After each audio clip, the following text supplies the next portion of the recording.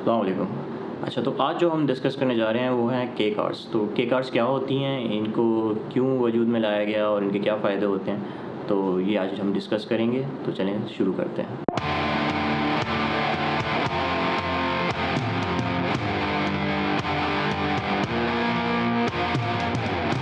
तो के कार्स जो होती हैं ये smallest highway legal passenger cars होती हैं जापान में। सो ये गाड़ियाँ जो होती हैं ये डिज़ाइन होती हैं शहर के लिए। तो शहर की रोमिंग के लिए, पार्किंग के हवाले से इनके बड़े एडवांटेज होते हैं। ये जो कैटेगरी थी ये जापानीज़ गवर्नमेंट ने 1949 में इंट्रोड्यूस कराई थी, और इसको इंट्रोड्यूस कराने के पीछे जो मकसद था वो ये था कि जो ट्रैफ़िक की रेगुलेशंस हैं, जो ट्रैफ़िक की कंजस्शन है, उसको कम किया जा सके। अच्छा, जापानी गवर्नमेंट ही इस कैटेगरी को रेगुलेट भी करती है। तो इस रेगुलेशन से मुराद ये है कि गाड़ी कितनी लेंथ होगी, उसकी विड्थ कितनी होगी, उसकी हाइट कितनी होगी, ये सब रेगुलेशंस जापानी गवर्नमेंट डिफ़ाइन करती है। और इसी तरह से इंजन साइज़ क्या होगा, उसकी हॉर्स पावर क्या होगी, उसकी आउटपुट टॉर्क कितना होगा, ये सब चीज़ें भी जापानी गवर्नमेंट रेगुलेट करती है। सो बेसिकली एक लिमिट से ज़्यादा हाइट की गाड़ी के कार्स की कैटेगरी में नहीं आ सकती, या वेट की गाड़ी, या इसी तरह से अगर उसकी हॉर्स पावर या सीसीज इंक्रीज़ कर जाएंगे तो के कार्स की कैटेगरी से गाड़ी बाहर चली जाएगी। अच्छा, तो ये करने की मकसद क्या था? तो इसका मकसद ये था कि जो रेगुलेशंस हैं, जो कंजस्शन है रोड्स पे, उसको कम किया जा सके।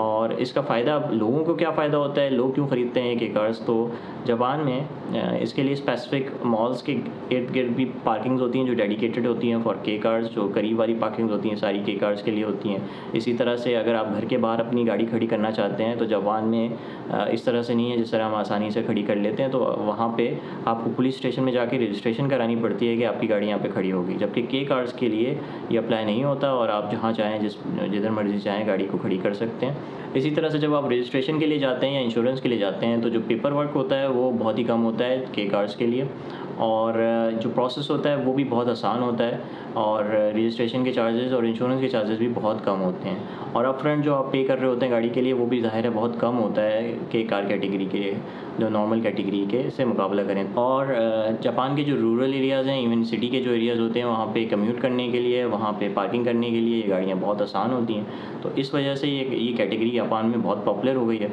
और इस वक्त तकरीबन 40% जो गाड़ियाँ जापान में चलती हैं वो के कार्स ही हैं।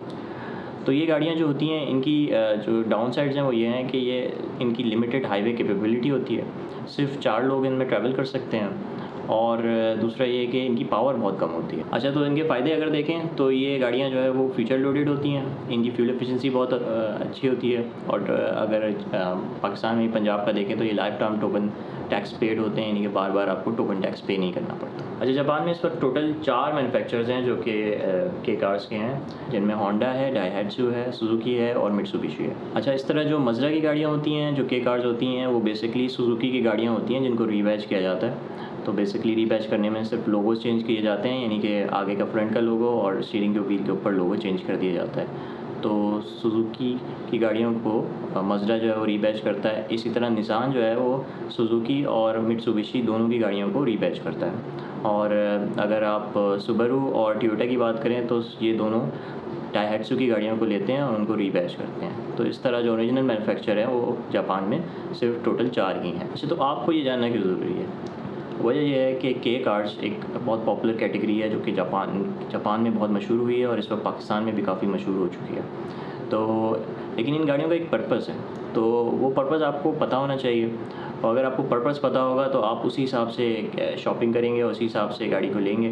क्योंकि ये हाईवे बहुत केपेबल गाड़ियाँ नहीं होती, लेकिन शहर के लिए बहुत कन्वीनियंट होती हैं और बहुत ही फ्यूल एफिशिएंट गाड़ियाँ होती हैं। सो इस हवाले से आपको अगर आप ये एक्सपेक्टेशंस होगी तो आप कभी भी इन गाड़ियों से मायूस नहीं होंगे, और आपको जाते हुए या ख़रीदते हुए ये बात पता होगी कि आप क्या लेने जा रहे हैं।